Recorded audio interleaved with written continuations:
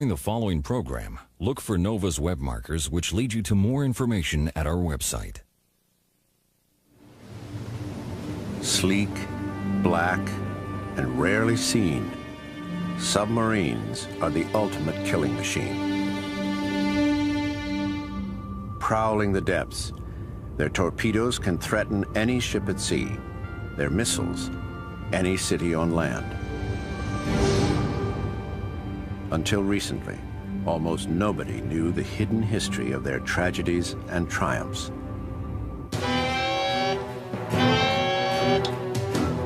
Dive.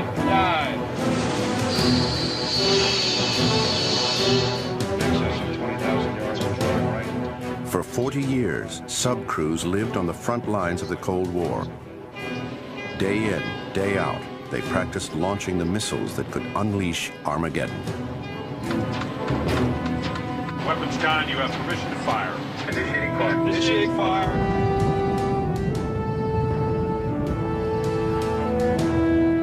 A single missile-carrying submarine could rain down more destructive power than all the bombs used in World War II. As the United States struggled against the Soviets, it pushed submarine technology to its limits. Breakthroughs gave the West supremacy at sea, but missteps cost hundreds their lives. Even today, secrecy and rumor obscure what really took place. The world of operational submarines and the things that they did, it's like an iceberg. We know the very tip of it, and there's a huge 9/10 down below that we know nothing about. They just don't like to talk about it. But recently declassified film and documents are lifting the veil on tragic and mysterious submarine accidents and on the high-risk spy missions that helped win the Cold War.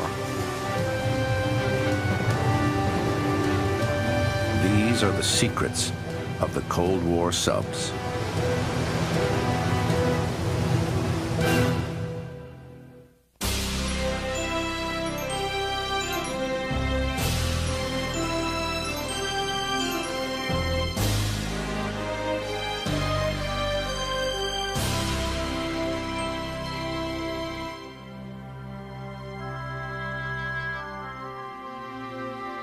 Major funding for NOVA is provided by the Park Foundation, dedicated to education and quality television. This program is funded in part by Northwestern Mutual Life, which has been protecting families and businesses for generations. Have you heard from the quiet company? Northwestern Mutual Life. And by iOmega, makers of personal storage solutions for your computer, so you can create more, share more, save more, and do more of whatever it is you do. iOmega, because it's your stuff. And by the Corporation for Public Broadcasting and viewers like you.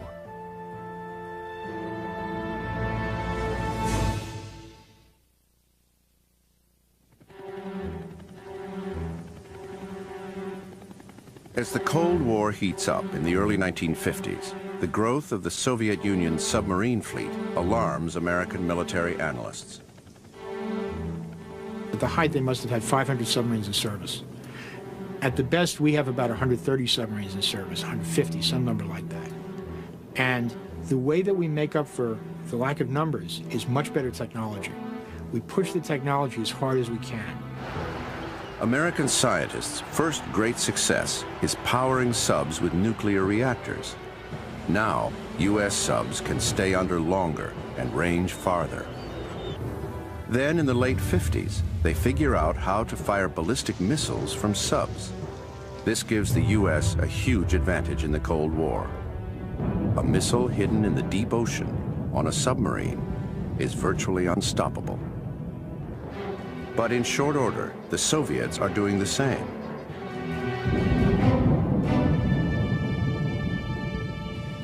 The Navy responds with smaller, quieter attack subs that can track the Russian missile boats around the world. The goal, should war break out, to destroy the Soviet subs before their missiles are launched. American submarines are state-of-the-art, the weapon of weapons throughout the Cold War. But mistakes at the cutting edge are deadly. Well, most people don't realize how truly dangerous the deep sea is. It's waiting there for you to make a mistake. When you make a deep dive, you can feel squeaks and moans. You can see things start to pop, water starts to come out. I mean, you're right on the edge, and if you make the slightest mistake when at the edge, it'll kill you. That was made painfully clear in 1963. The Navy's newest nuclear submarine, the Thresher, is launched at Portsmouth Naval Shipyard. The 278-foot craft is the first of a new class of attack subs designed to operate deeper and more silently than previous undersea craft. The Thresher will have a crew... Thresher was the best of the best. It was this incredible piece of machinery that we put to sea, the first of a whole new class of submarines that were going to be super quiet and give us an enormous advantage over our communist foes. Now she, as we saw it anyway, and I was a little bit in at her beginning, she was really a leap forward. She was the killer shark, the first real killer. At the time, of course, I thought, couldn't get any better than this. We were going to be the big kids on the block from that time on. She had the first computerized fire control system in the submarine. She had this big sonar, which had incredible range. She could fire anti-submarine missiles, which were a new thing then. She was the most advanced submarine we had devised. When Thresher was introduced, we realized the significance of that moment. And we could only hope that our subs wouldn't be at too great a disadvantage. April 9th, 1963, Thresher heads to sea. Early the next morning, she begins a deep dive, as deep as she can go. It was near Corsair Canyon that they decided to make their dive. And they had a ship above, the Skylark. They had an ASR. Now they call them rescue ships, but certainly not for nuclear submarines. But it was able to have a line of communication, so there was a dialogue going on. Everything goes smoothly until 9:13 a.m. That's when Skylark gets the first hint of a problem down below. Thresher reports experiencing minor difficulties. Have positive up angle. Am attempting to blow. We'll keep you informed.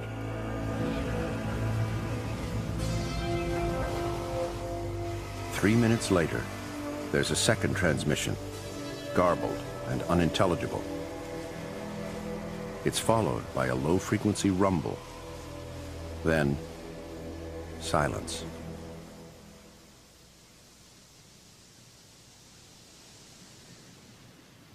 On the surface, there's no sign of trouble. But as the minutes pass, fear takes hold. Will the 129 men on board Thresher ever see sunlight again?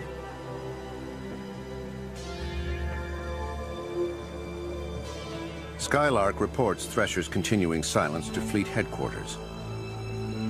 It's the first tragedy to strike the nuclear sub force. It hits the tight-knit community hard.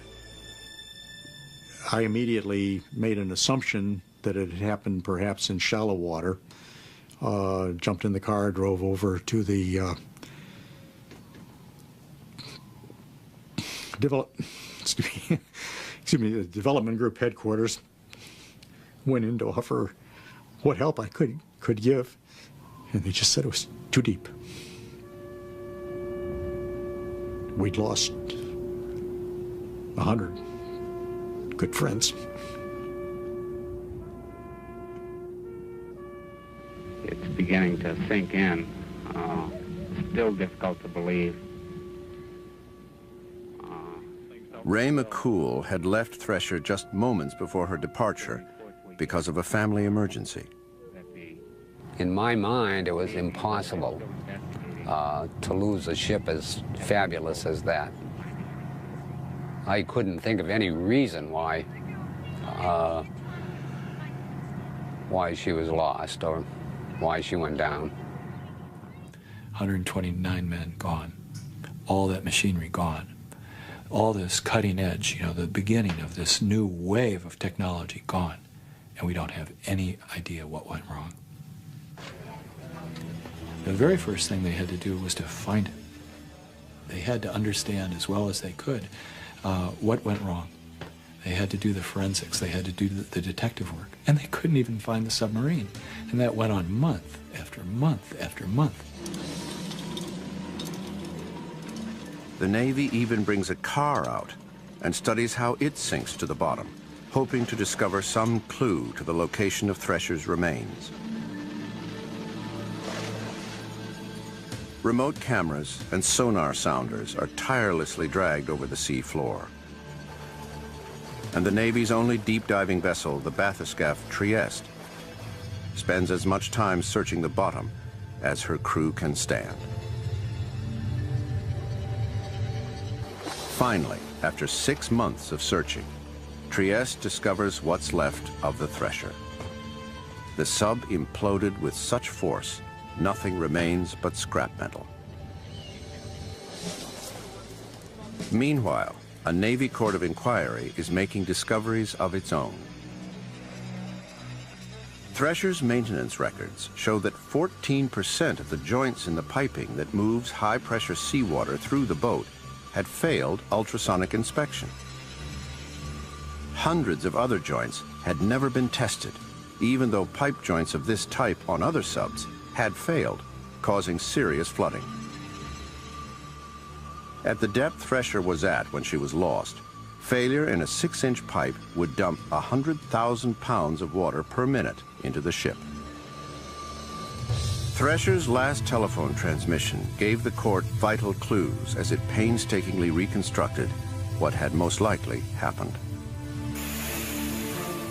A failure in an engine room pipe floods the compartment and blows enough fuses to force a reactor shutdown. On battery power alone, Thresher does not have enough power to reach the surface. Now, normally when you're at depth like that, you drive your way out of problems.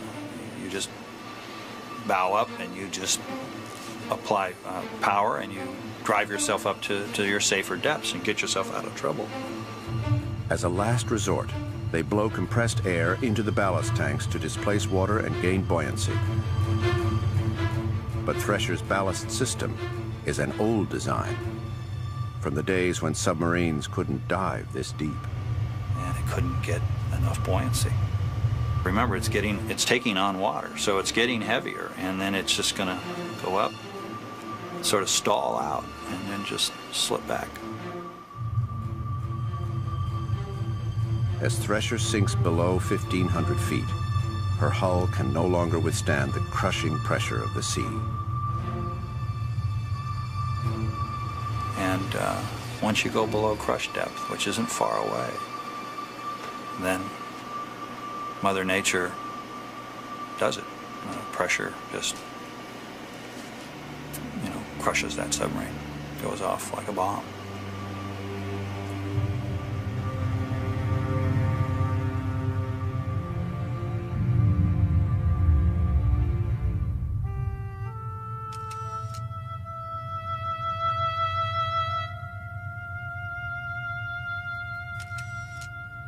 Scattered fragments of twisted metal are all that remain of Thresher, the greatest submarine of her day.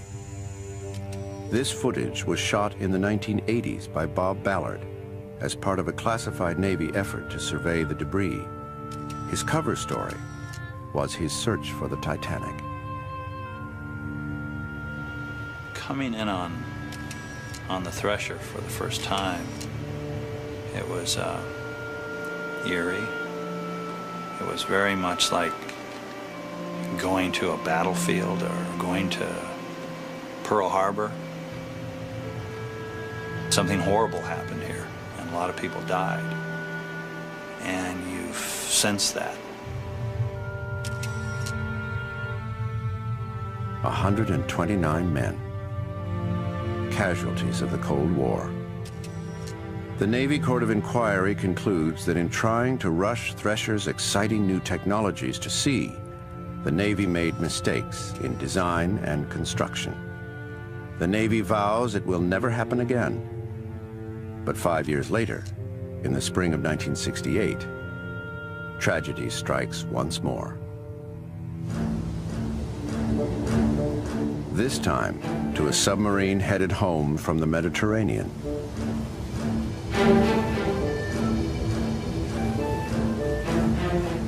The nuclear attack submarine USS Scorpion, SSN 589, has been reported overdue at Norfolk. The submarine was scheduled to return to Norfolk at 1 p.m. today at the conclusion of a routine extended training operation with an all-out air, surface, and subsurface search is currently underway in the entire Atlantic Command. Scorpion, with her crew of 99 officers and men, had simply vanished in the vastness of the Atlantic.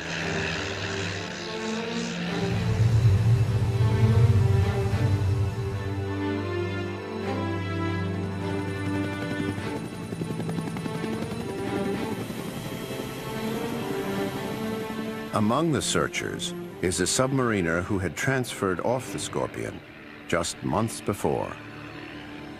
I think deep inside that I knew it was futile. I think I really knew that there was no purpose in it. We had found out, you know, how long it had been since their last communication, and just figured something had to have happened. I don't, you know. Yeah. Hope springs eternal, right? Give me a minute, will you? After 10 days, the Navy declares the boat and all hands lost and presumed dead.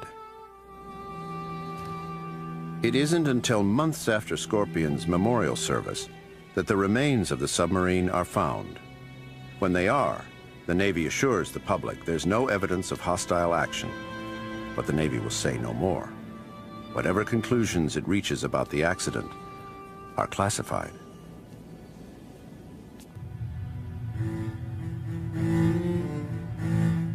Scorpion lies 10,000 feet below the surface of the Atlantic. Bob Ballard uses this mini-sub to photograph the boat's remains in the mid-1980s. Unlike Thresher, Scorpion remains largely intact. She must have been partially flooded before she reached crush depth. This was Scorpion's tower or sail. It was ripped completely off the boat. The extreme water pressure broke off the entire tail end of the sub and rammed it into the section in front of it, like a collapsing telescope. None of these images are released until 1993. That's when the Navy finally begins declassifying information about Scorpion. Starting in the 1960s, the U.S. military built a massive underwater network of microphones used to detect Russian fleet movements and nuclear tests. These microphones were the key to locating Scorpion's remains. I think in all, in the course of the Cold War, we spent about $17 billion. I mean, we're not talking small change. Big money to wire the world's oceans with these microphones. They had the whole ocean wired for sound. It's really kind of a cool thing. Technicians were trained to interpret squiggly lines like these as the distinct sounds of ships, whales, undersea volcanoes, and submarines. An unexplained underwater explosion is found by a team of specialists headed by Navy scientist John Craven. The Canary Island record showed a blip on the record which might or might not have been associated with Scorpion, and then showed a period of 91 seconds of silence, and then a series of about 17 events that could have been the implosion of various compartments associated with the submarine. When the same pattern is found on recordings from 2 microphones in the ocean off Newfoundland, 3,000 miles away, it's possible to triangulate where the explosions occurred. But if they happened on Scorpion, there's a new mystery to solve. What we expected was that if the submarine were moving on a track, that the first sound would occur at this point, and that the next sound would come ahead of this point, heading more home toward Norfolk, and the third sound would come this way, heading more toward Norfolk, and so on and so forth. But we discovered to our shock and surprise that the sounds were going in the wrong direction, as though the submarine had turned around and was heading back toward the Mediterranean. Had Scorpion turned around? And if so, why? The Navy has a possible explanation, but keeps it secret for 25 years. Finally, in 1993, the Navy releases its findings. The most likely scenario, the Navy believes, begins when stray electrical current activates an onboard torpedo. The captain orders an immediate 180-degree turn, which he expects will trigger a safety mechanism and disarm the torpedo. Then, the crew ejects the torpedo. But it doesn't disarm. The torpedo begins to search for a target. If no one else is around, and that torpedo begins to search and acquire, it's going to acquire you. They probably knew what was happening because they would have heard it coming, and they were a bit faster than the torpedo, so they would have had a chance, and I would imagine that they tried to outrun it.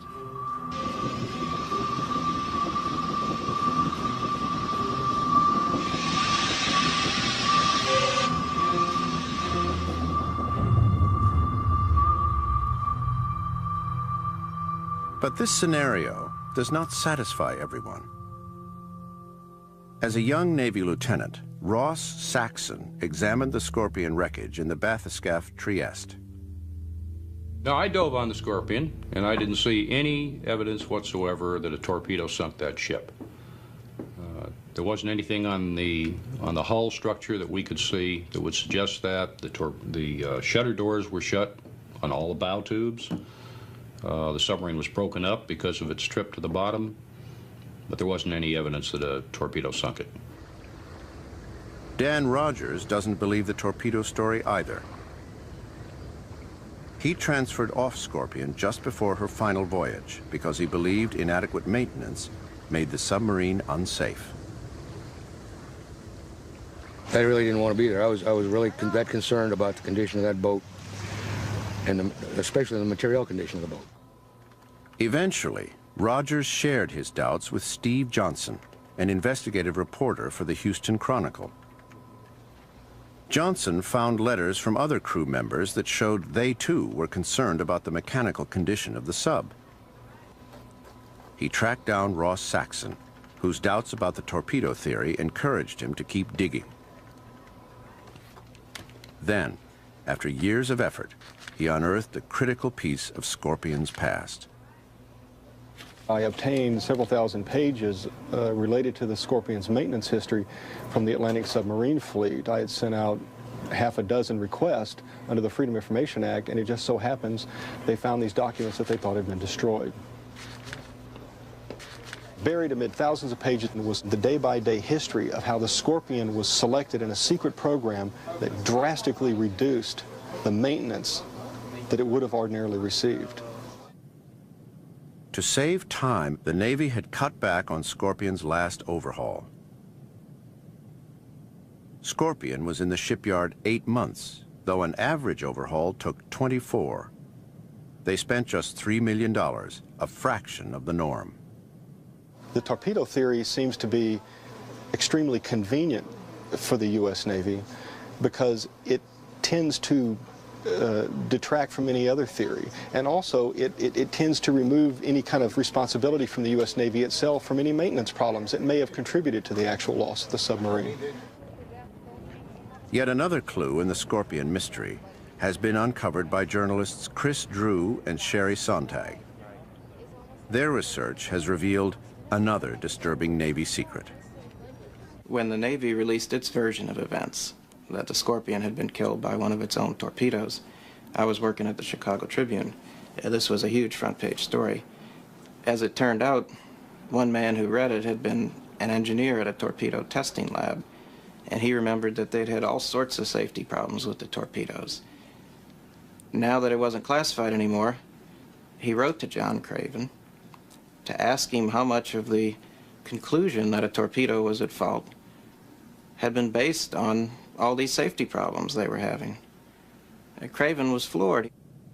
Craven had led the scientific investigation into the Scorpion mystery, yet he had never been told of torpedo problems. In fact, Naval Ordnance had insisted the explosion of a torpedo on board was impossible. Craven shared this letter with Sontag and Drew, who immediately started digging into the story. They learned that in tests, the battery that powered the Mark 37 torpedo had occasionally overheated and caught fire. Engineers who had worked at this torpedo test facility in Keyport, Washington, said they had warned the fleet about a possible onboard explosion big enough to sink a submarine. From the moment the lab began to test these components, they warned Naval Ordnance that the batteries represented a huge danger. They said that there was no margin for error. They said that they could too easily partially activate and catch fire. Naval Ordnance ignored them. I'm sorry, you think people what? We spoke to a lot of people who are no longer in contact with one another, who were there during the fires when the alert was made and everything else. We're very confident.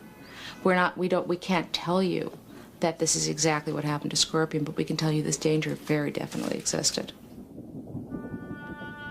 Perhaps it was an exploding torpedo that took Scorpion down. Perhaps it was the failure of equipment that didn't get the attention it required. With no survivors, we'll never know for sure.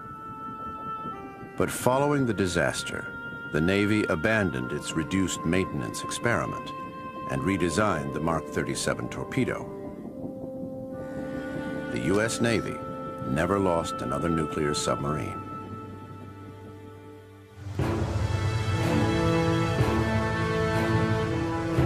The Russians, on the other hand, struggling to match America's superior technology, lost at least 7 submarines. Each Soviet tragedy represented a potential intelligence goldmine for the West. Submarines are little cities, and in these little military cities were all the highest state secrets of the Soviet government, right there. Little concentrated capsules of it, right there. Down on the ocean floor, waiting for us to come and pick it over. You know, I mean, there was no more priceless intelligence than that in the Cold War. I mean, there it was. The problem is retrieving these secrets. The bathyscaphs and remotely controlled camera sleds of the late 60s and early 70s are pretty much limited to taking pictures. In one sense, that's a source of reassurance for both sides. When things are thrown to the bottom of the sea, there is a reasonable presumption that they will stay there.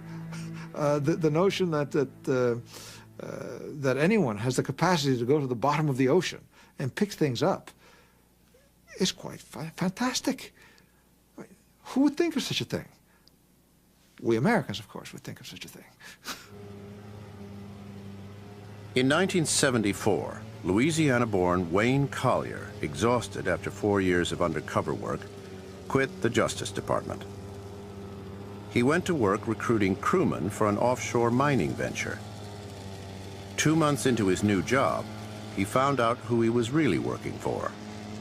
We entered one floor, went into an insurance office, and a secret staircase up to another floor. And with my prior background with agent work, I thought, what's happening here? What's going on? He says, you are employed by the Central Intelligence Agency. And I immediately thought, oh, not again. I mean, I wanted to leave government work. I had a marriage that was on the rocks because of my 4 years, and I thought this is going to ruin everything for me. But I didn't say anything about my personal problems. And he said, what I'm going to tell you may be shocking, may be alarming, but you involved with an operation to steal a Russian submarine. And I thought, well, I've heard a lot of things, but this is unbelievable. There's just, I got to hear more about this. This amazing story began on the 23rd of February, 1968. Получив соответствующее задание, подводная лодка вышла из базы. We received an order and the sub left its base in the Northwest Pacific and began a very long journey to its patrol area. The sub is called K-129. It's carrying 3 nuclear missiles. Somewhere in the Pacific Ocean, it disappears. What could have happened to this submarine? It was a mystery. A mystery the U.S. Navy couldn't solve. But thanks to its underwater microphones, the Navy did know where the submarine with its missiles, torpedoes, and code books now lay. 17,000 feet beneath the surface of the Pacific. Now, how much is the prize worth? Well, I ask you, how much would you be willing to pay to get a fully armed Soviet submarine on operational station aimed at the United States with the weapons targeted on our cities? It seems to me that's worth an awful lot of money. And we spent a lot of money, sure. Richard Nixon has just been elected for his first term, and money for fighting communism is not a problem. Within months, he orders the CIA to get to work on the nation's largest covert operation since the Manhattan Project. Security is a major concern. Detection could precipitate an international crisis. You're obviously dealing with very sensitive relationships when you get into stealing another country's submarine. 2 challenges are paramount.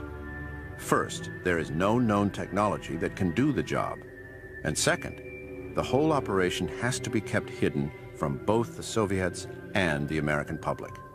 That requires finding a great cover story. And lo and behold, we found this wonderful example in Howard Hughes, who was secretive by nature. He'd been associated with sort of far-out ideas in the past with the snow goose and some other things, that nature, so he's absolutely perfect. And he agreed to be the cover. Hughes announces to the world he's going to build a magnificent ship that will collect the mineral riches lying on the ocean floor.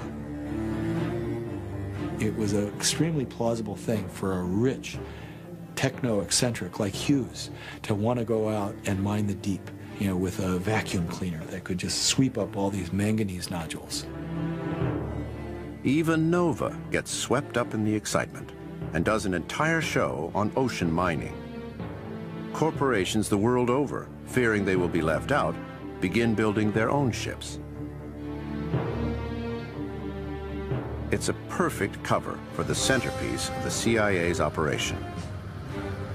Hughes calls his ship the Glomar Explorer.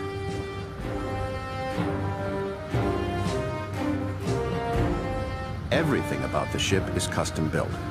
After all, no one has ever attempted to lift a sub from the floor of the deep ocean. The Glomar Explorer has 2 engines and multiple thrusters, so she can hold her position in high winds and seas. The middle of the ship is a single giant room with a floor that retracts, allowing access to the ocean below. 300 60-foot steel pipes will be strung together to lower a huge claw down to the Soviet sub.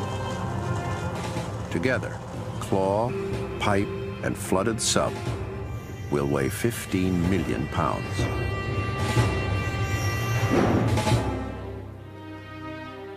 The men who sign on as crew for the Glomar Explorer are fully aware of the risks they face, which range from being boarded by the Soviets to being contaminated with radioactivity.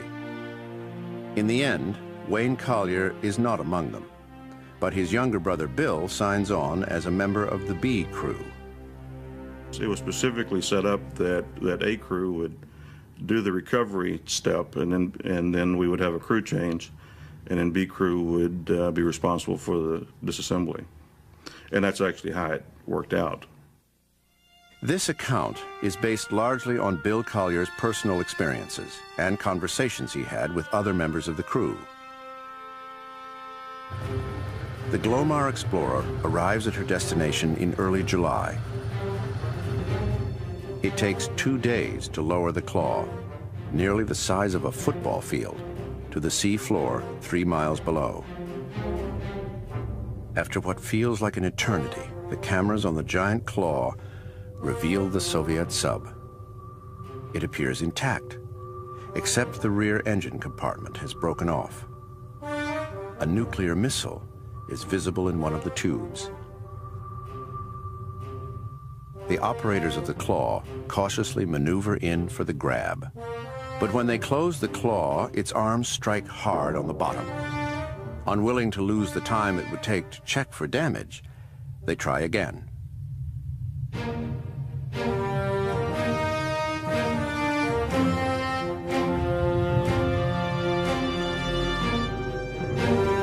The tension is high as the long, slow lift begins.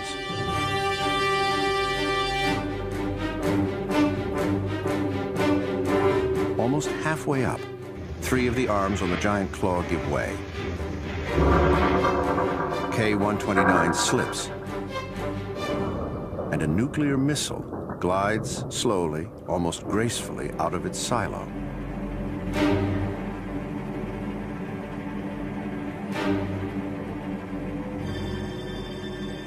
It will be traveling 80 miles per hour when it hits the ocean floor.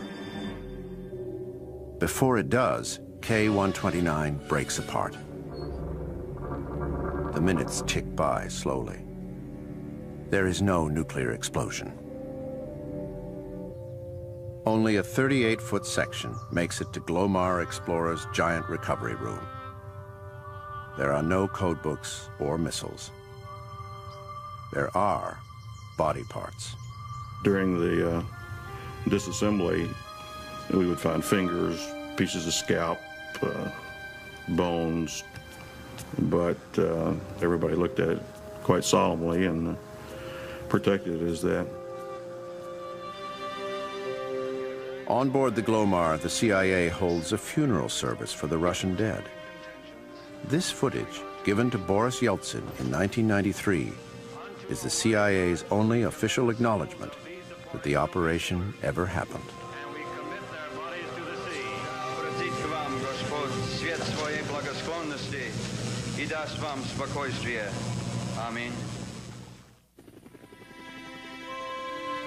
As Glomar heads home, plans are made to return the following summer. Before that can happen, the press discovers the true mission of Howard Hughes's mining ship.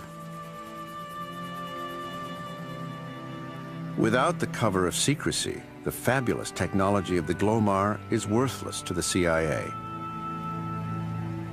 The world's most sophisticated ocean mining vessel spends the next 25 years in the Navy's mothball fleet.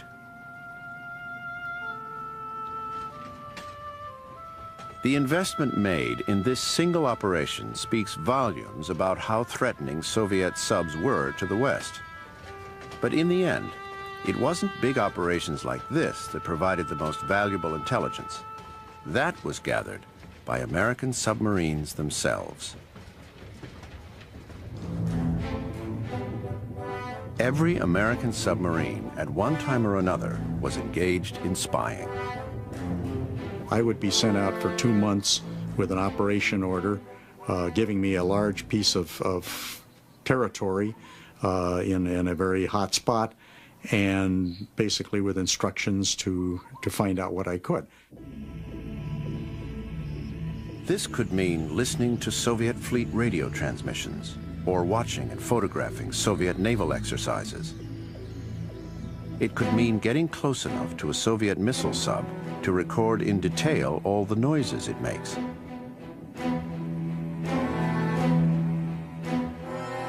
Those distinctive sounds enabled American sonar technicians not only to find an enemy submarine, but often to identify the specific boat.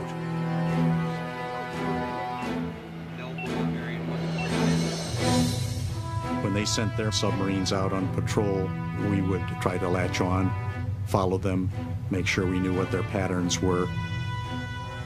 Sometimes the situations can get a little bit tense. You were trying very carefully to avoid having the tables turned on you, having a submarine that you're trailing suddenly turn around and hit right back at you. American submarine commanders called that particular maneuver Crazy Ivan. Without any warning, a Soviet submarine would just make a huge loop and come roaring back at a high speed. And if you were behind it, watch out. Most American submarines don't turn tail and run when that happens. They just sit there, let Ivan swing on by, you know, and say, phew. Even as recently as the early 90s, these cat-and-mouse games have resulted in undersea collisions. That's how the commander of this Russian sub explained the dent that sent him home for repairs. His colleagues, like Captain Igor Kurdin, think it's lucky anyone made it home alive. A few meters to the side, he would have hit the missile bay. Everyone would have been dead instantly.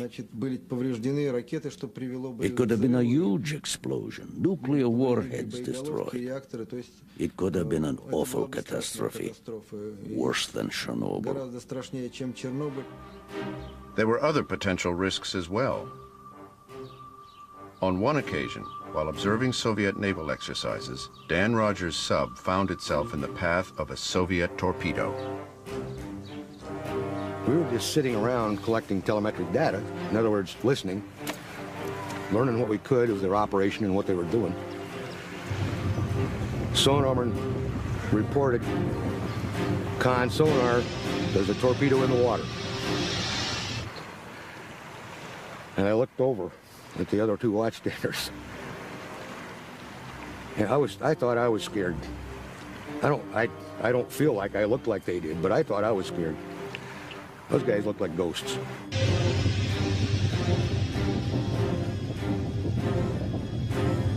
The only choice was to try and outrun the Soviet torpedo.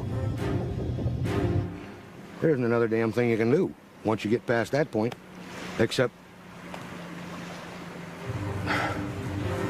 ride the boat. In this case, that was enough. Sub-commanders like Whitey Mack knew the risks of getting in close. They also knew the rewards.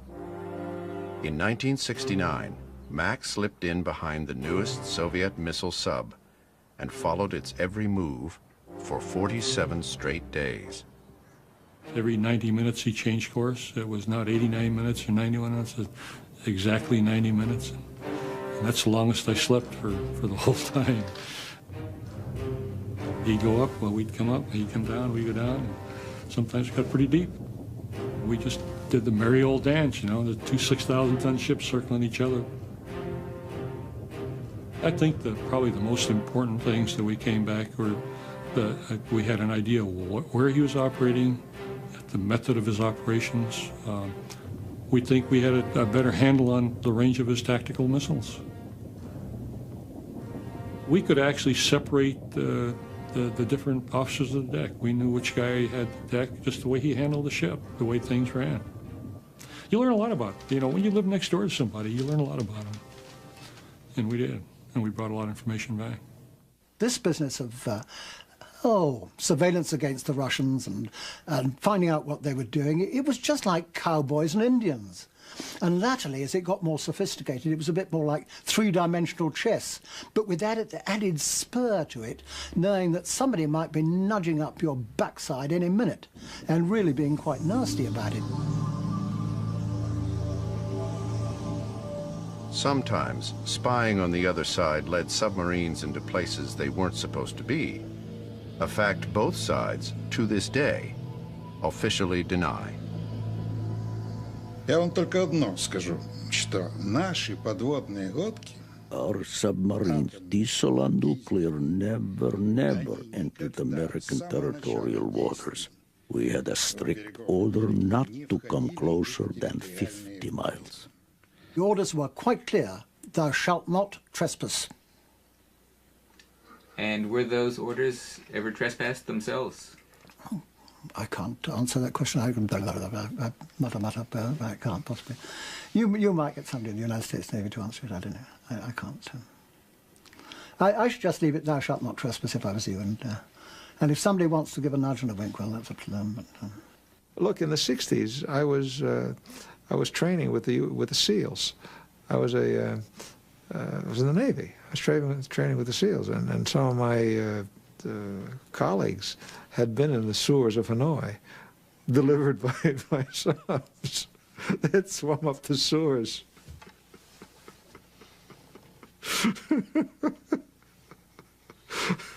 So can you get real close? Oh, you can get real close. In fact, specially equipped American submarines like the USS Halibut repeatedly violated Soviet territorial waters.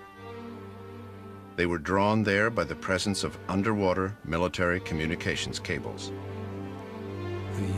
The Soviet military naively sent a lot of its military information through cables that loped around through the relatively shallow waters around its periphery. And because it was down there and supposedly unreachable and out of sight and out of mind, they put all kinds of communications on there that were unencrypted. For much of the Cold War, spy subs placed and retrieved recording devices on military cables off Russia's northern and eastern coasts.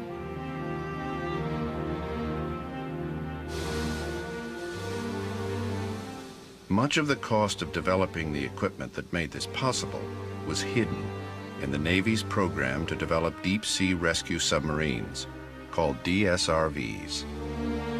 Anybody who served on submarines and heard about deep submergence rescue vehicles knew from the start that they were fiction. They had to be. Unless you went down on an undersea mountain or on the continental shelf, you were going to go down and go below crush depth, and there would be nobody left to rescue. But it provided the perfect cover story to create a whole other set of technology that was used for spying. That's where the money went. That's where the energy went. Some believe the rescue subs themselves were occasionally recruited for espionage. The DSRVs, as we know, took a long time to be built.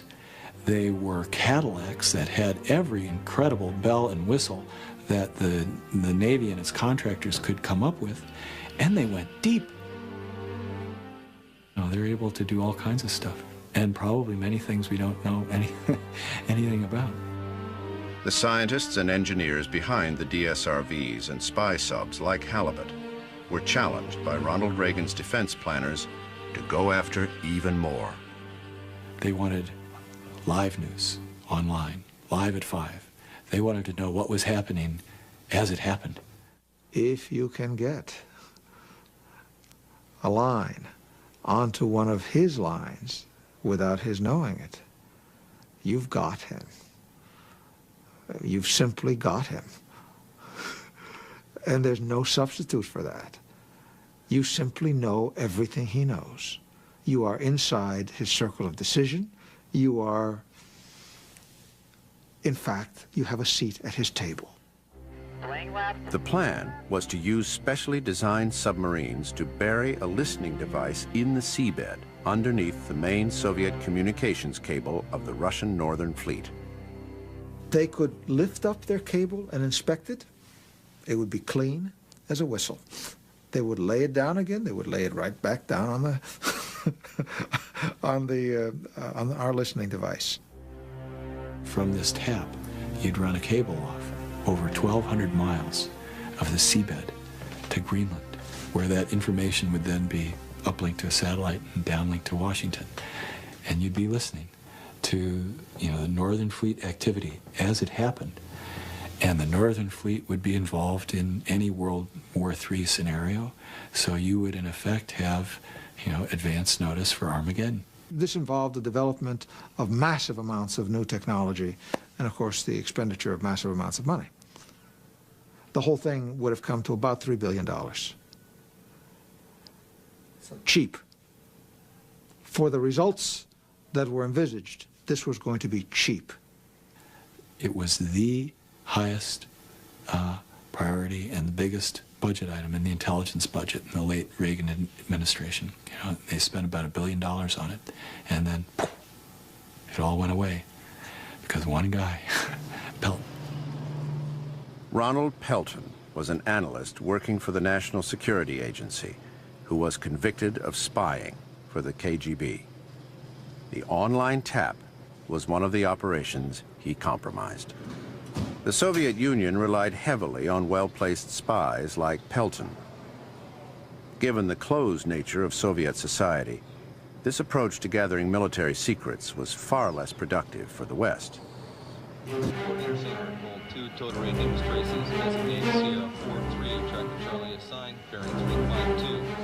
What we did have was technology. And we used the technological advantage that we had to get the intelligence that we desperately needed. SCM 1/3, sir. Off to the deck. Rig the ship and roll to quiet. And that was important. That gave us a lot of confidence. It made us probably a lot calmer than we would have been otherwise, probably a lot less paranoid than we would have been. If you look at the Cold War under the sea, just about everything about it was dangerous. There was risk in going down in a submarine to begin with. There was certainly risk in taking a submarine right up to the Soviet port or right behind a Soviet missile boat. There was certainly risk in pushing the technology as quickly as they were doing. And often that risk didn't pay off. Often it did, however. And in the end, they didn't provoke the Soviets and start a war. In the end, they were able, through most of the Cold War, to keep track of the Soviet missile boats, which is exactly what they set out to do, to prevent that nuclear Pearl Harbor. They actually did a pretty good job. They were the weapon of weapons of the Cold War. And now, almost a decade after the end of that tense struggle, they still patrol the world's oceans. Their numbers, however, have been drastically reduced, and their 21st century role is a matter of debate, both in and out of the Navy. The job the submarine does will change, but the constant that it's very valuable to have this American thing that goes out somewhere, stays there, that they don't know about, that will remain. Whatever roles the submarine fulfills in the years to come, cutting-edge technology will inevitably be part of the picture. And when that new technology is taken to the depths of the sea, there will be danger. Lives will depend on what has been learned from the past.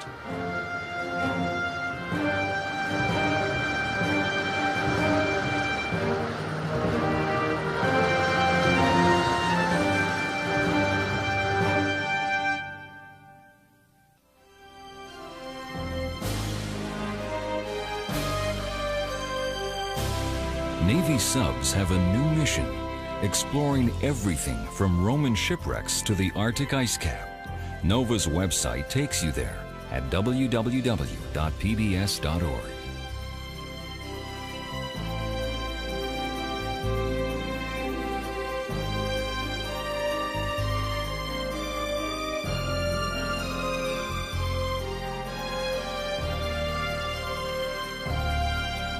To order the show for $19.95, plus shipping and handling, call 1-800-255-9424.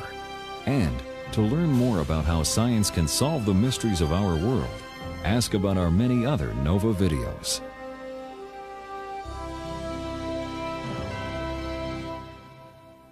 NOVA is a production of WGBH Boston.